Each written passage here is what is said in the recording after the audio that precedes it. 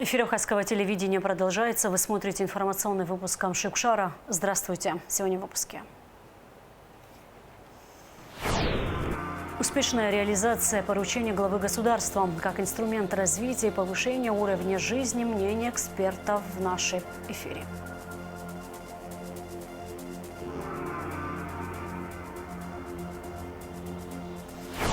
Проложите дорогу и благоустроите маршруты. Состояние инфраструктуры туристических объектов Ачимчирского района проинспектировал министр туризма.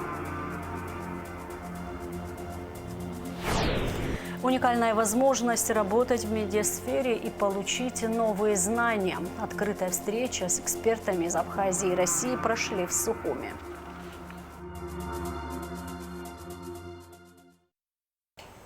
В Сухуми прошли мероприятия, приуроченные к Международному дню пропавших без вести, который отмечается 30 августа.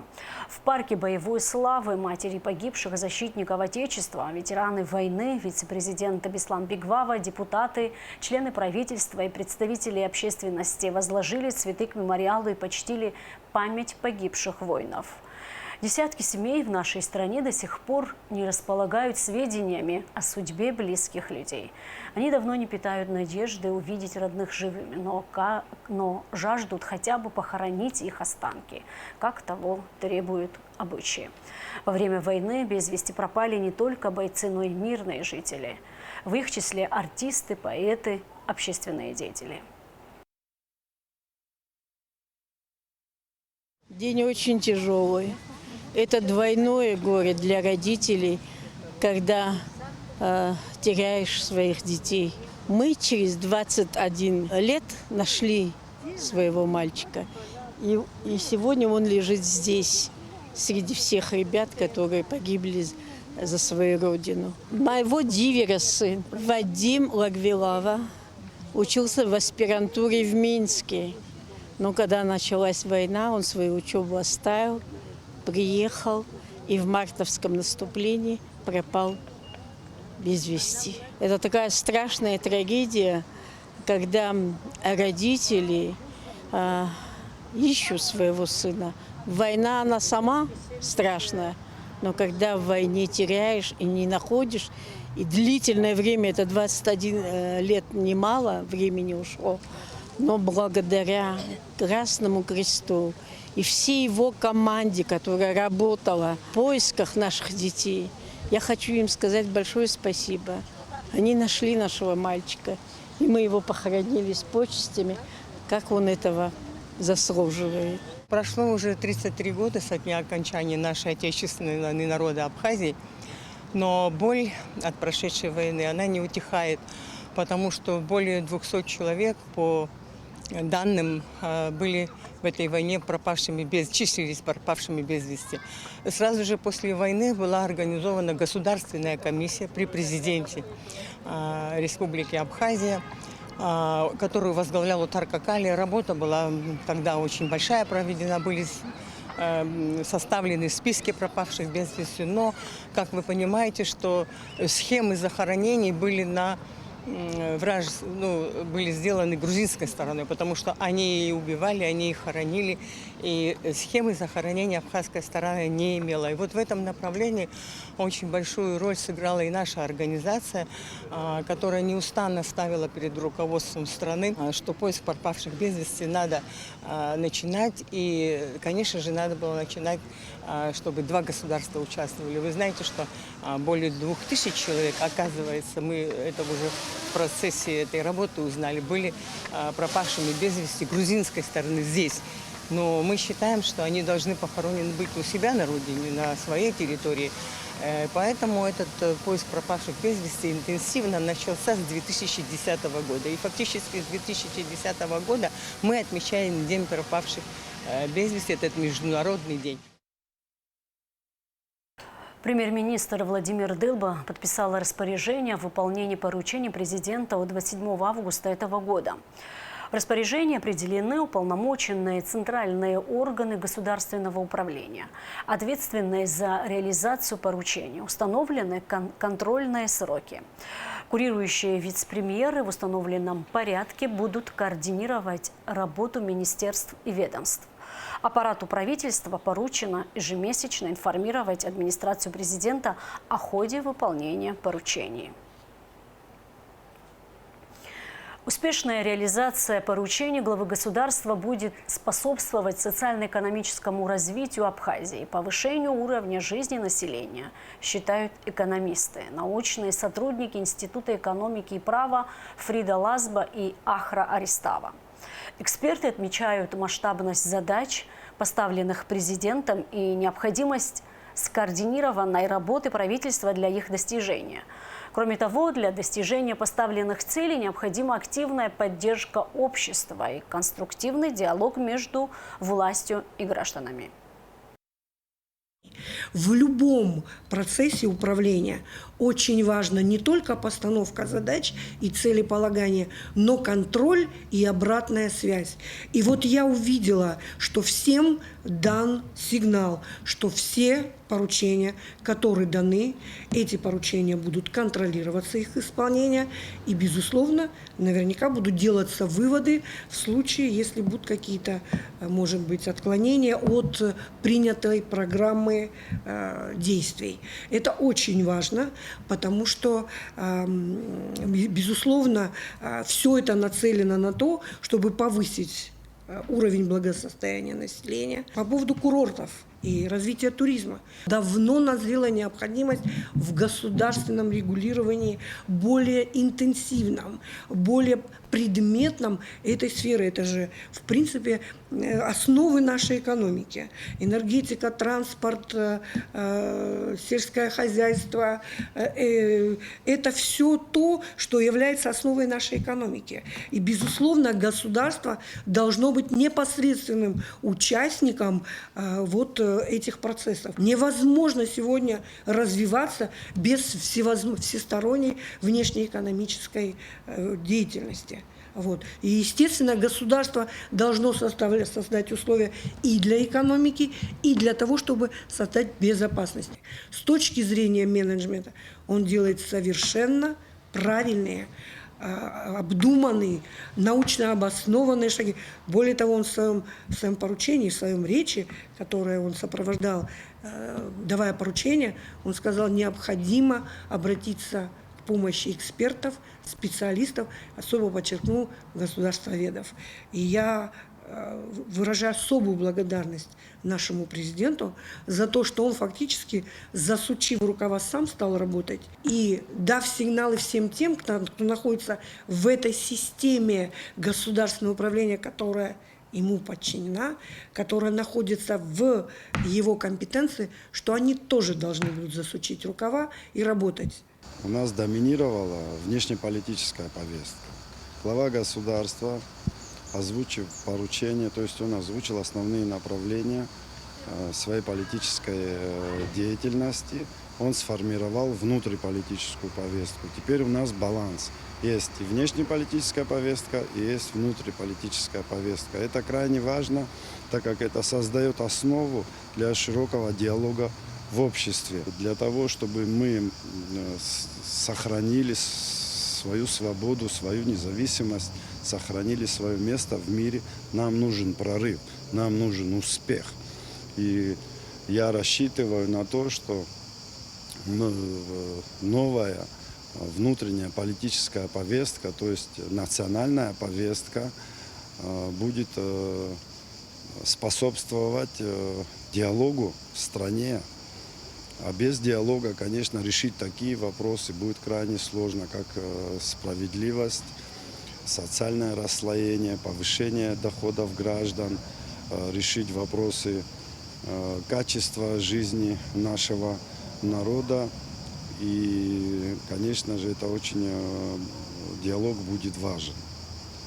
В своих поручениях Бадра Зурабович, обозначив направления, важнейшие для нашего народа, такие как демография, образование, здравоохранение, силовой блок он вынес, будет обсуждаться на Совете о безопасности нашего государства, предоставил правительству все необходимые инструменты для успеха и для реализации всех обозначенных поручений, включая налоговые, тарифные, таможенные, и включая меры по дебюрократизации государственного.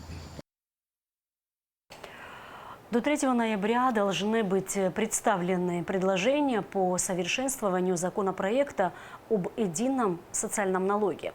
Вице-президент Беслан Бигвава провел первое заседание рабочей группы, созданной указом президента Бадри Гунба 18 августа 2025 года. На заседании были высказаны ряд предложений и замечаний к проекту закона. 2 миллиарда это с китайцами. Уважаемые коллеги, уважаемые члены рабочей группы, дорогие друзья, мы сегодня приступаем к нашей работе по распоряжению президента. Я, во-первых, хочу поблагодарить вас всех за ежедневную работу, которую вы проводите, за ваш труд.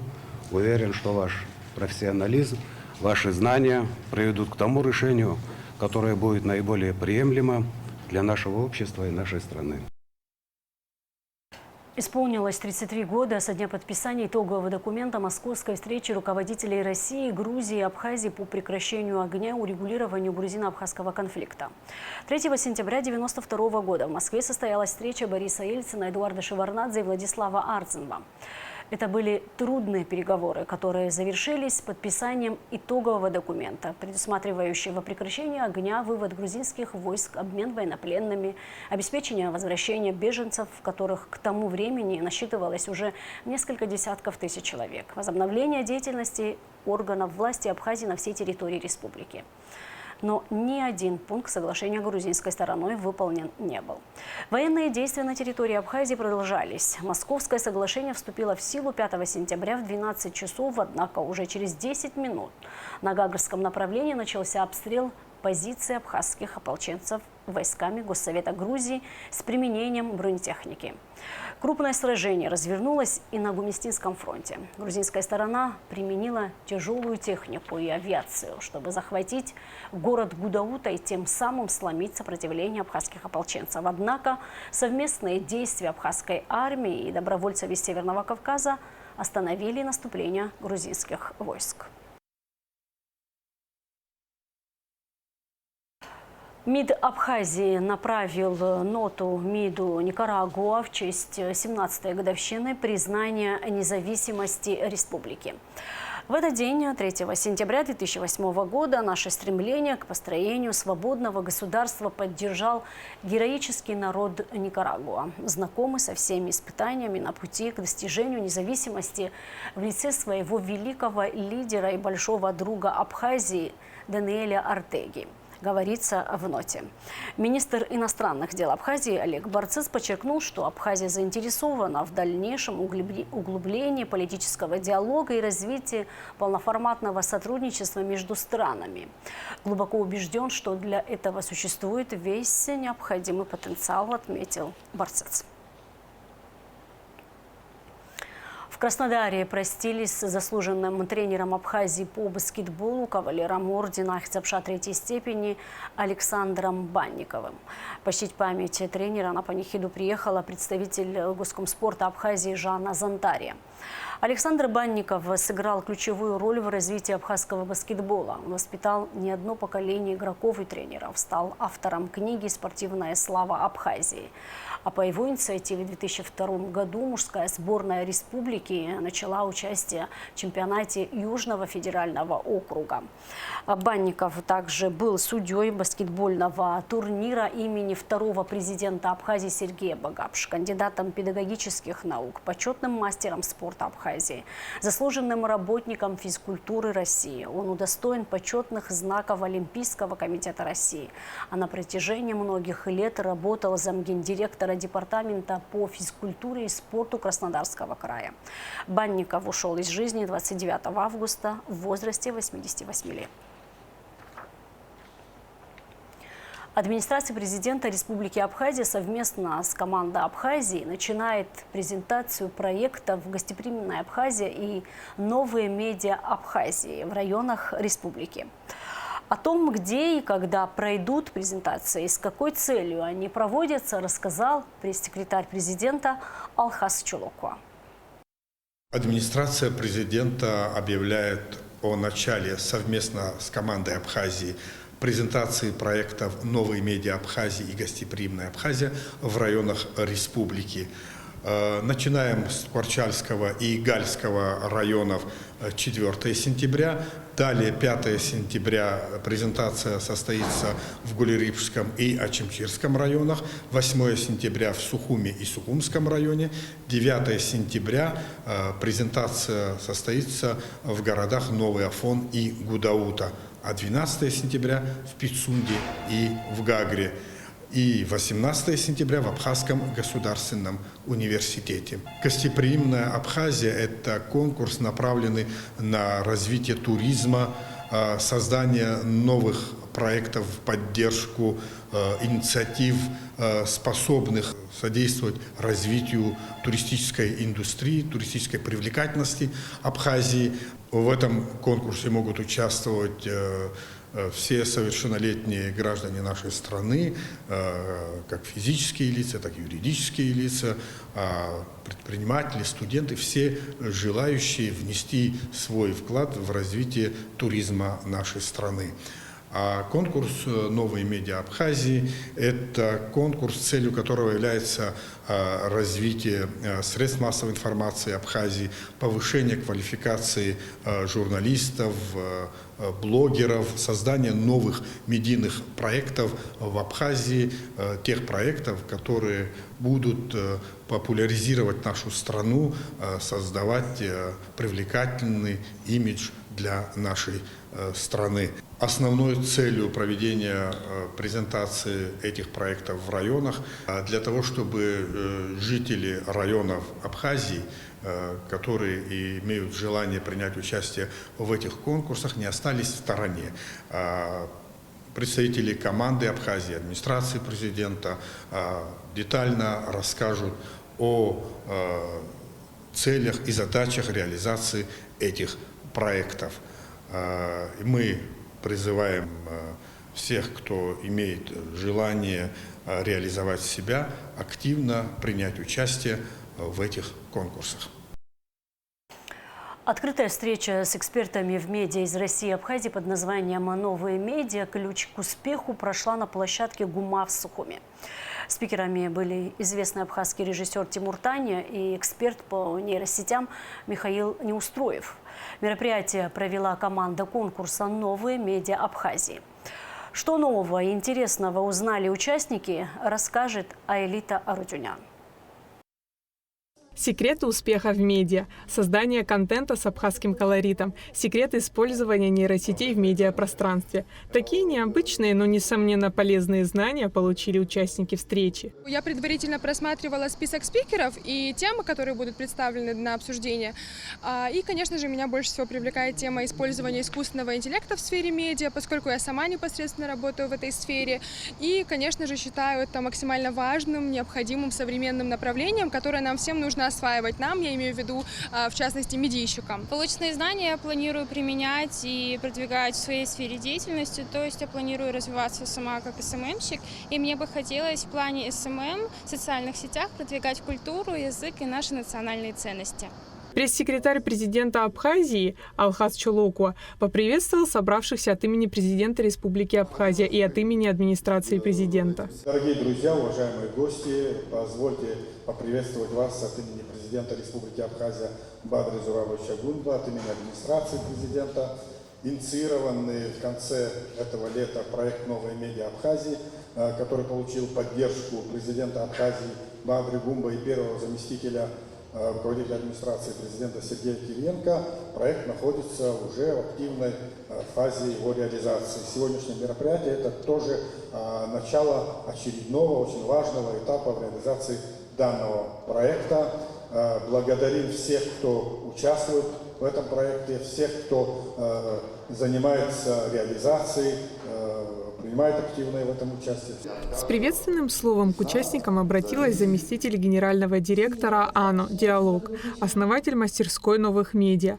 Она рассказала, каким образом будет проходить обучение в новых медиа Абхазии. Кажется, начинает получаться одна из важнейших целей, которую мы ставили перед собой, и которую нас попросили и Бадр Зурабович, и Сергей Лубенович, создание такого профессионального сообщества медиаспециалистов, И я вижу, что вы, в общем, тоже уже хорошо знакомы, и все больше и больше горизонтальных связей получается. Но мы думали, знаете, решили, что, наверное, хватит только говорить о том, что такое мастерская новых медиа, как будет реализован проект «Новые медиа Абхазии», как мы вместе все это сделаем, а надо взять и показать.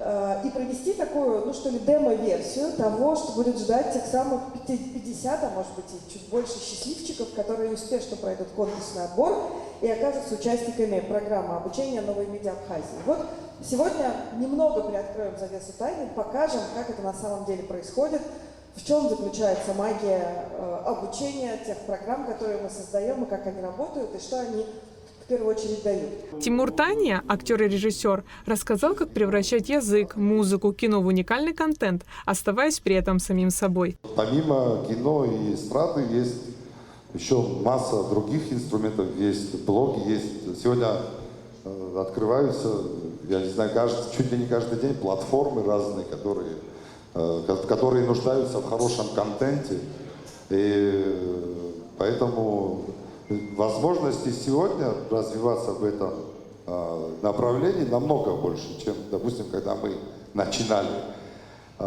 Поэтому надо развиваться, стараться, во-первых, понять, что тебе ближе, чем бы ты хотел заниматься, какой именно деятельностью. И второе, формировать этот контент. Вот это здесь уже, конечно, это все посложнее, потому что можно ненароком кого-то обидеть, можно, несмотря на то, что ты даже несешь юмор, здесь, конечно, нужен будет определенный опыт и чуть больше усидчивости. Как искусственный интеллект помогает в генерации идей? Как монтировать видео? Каким образом нейросети меняют медиа? Обо всем этом говорил Михаил Неустроев, эксперт по нейросетям.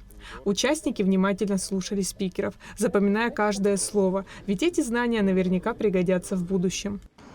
Я думаю, что они в первую очередь должны воодушевиться тем, что это несложно, это недорого и это не для каких-то больших компаний. Это можно применить прямо в своей работе, в вашем благородном труде, прямо сейчас.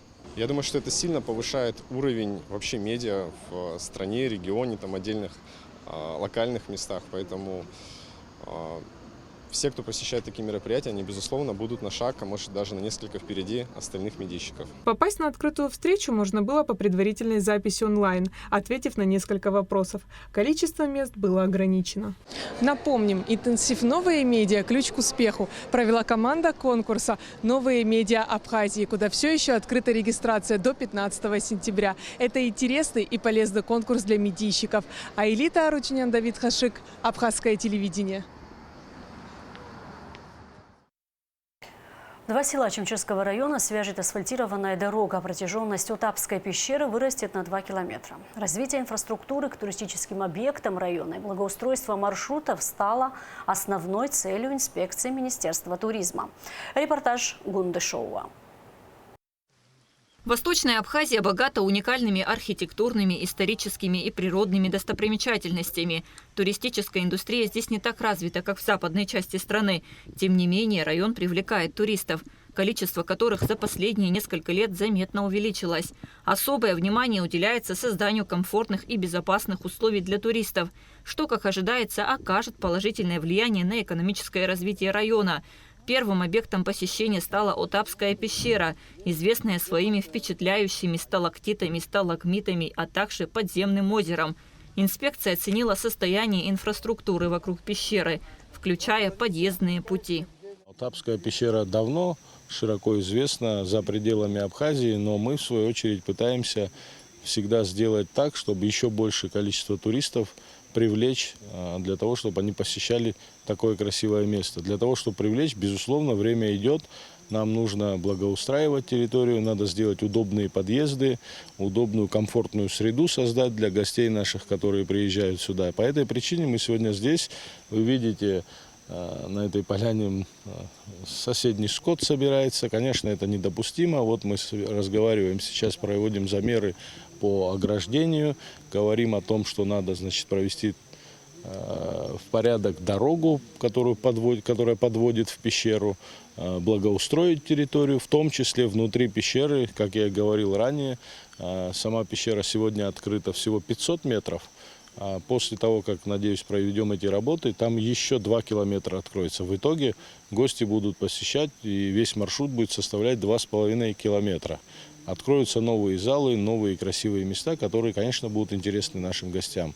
В первую очередь, еще хочу добавить, что мы помимо ограды по территории хотим благоустроить ее. Здесь нужны современные зоны отдыха, детская площадка для того, чтобы люди, приезжающие посетить пещеру, их детишки могли еще здесь время провести на площадке. Село Кутол, известное своими чайными плантациями еще с советских времен, переживает туристический ренессанс благодаря возрождению производства натурального эко-чая. Для дальнейшего развития этого направления требуется развитая инфраструктура. И в связи с этим по поручению президента Абхазии планируется проложить асфальтную дорогу между селами Кындык и Кутол. Восстановление чайных плантаций привлекло в Кутол туристов, заинтересованных в экологическом чистом продукте. Местные фермеры активно развивают чайное дело, предлагая экскурсии по плантации и дегустации различных сортов чая. Однако отсутствие современной инфраструктуры, в частности качественной дороги, сдерживает туристический поток и затрудняет логистику. 2,5 километра автодороги гравийной, которую надо заасфальтировать для того, чтобы сюда приезжали большие группы, чтобы могли приезжать большие автобусы, привозя сюда туристов, для того, чтобы они видели, как растет в Абхазии чай, пробовали его. Безусловно, сейчас дегустация происходит на предприятии, но у ребят в планах, значит, тоже обратиться к государству за поддержкой для того, чтобы возле плантации построить классный, красивый, большой чайный дом.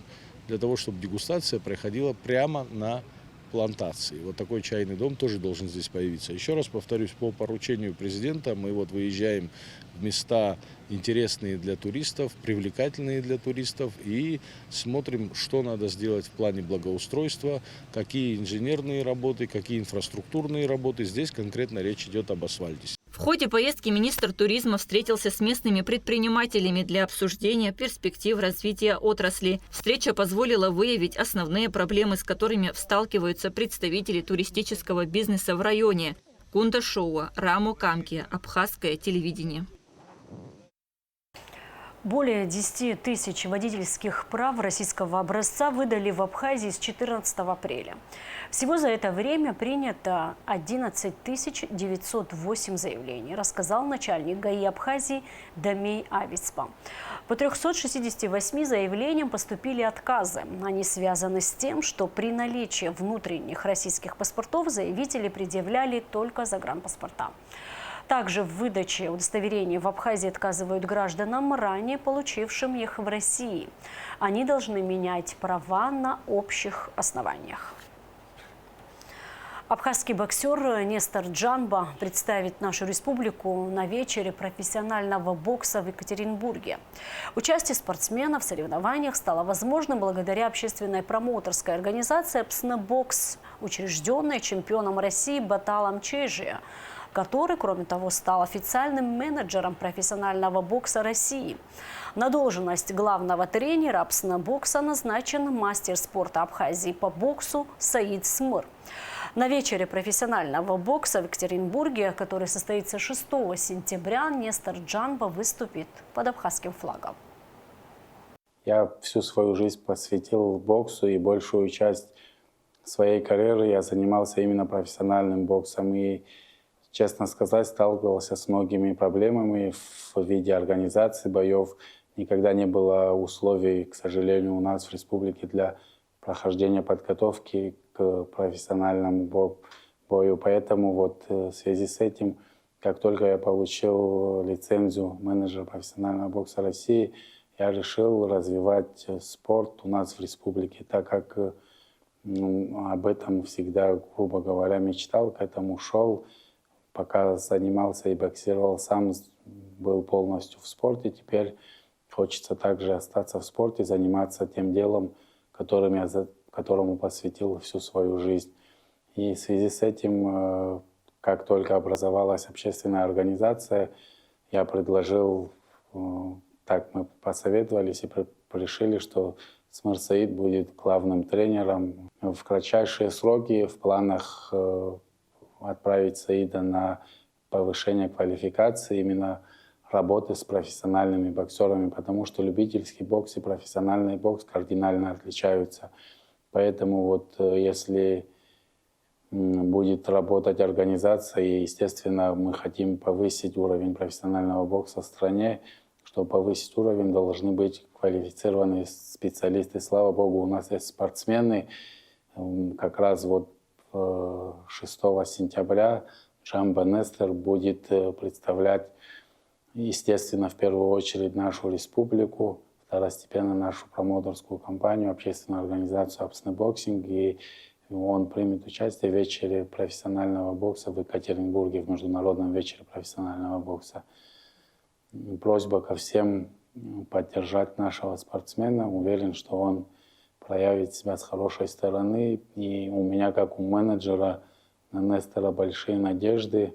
Уверен, что и он в этом бою одержит победу и в дальнейшем проявит себя очень хорошо в профессиональном боксе. Боксом 9 лет занимаюсь, вот пришел за старшим братом.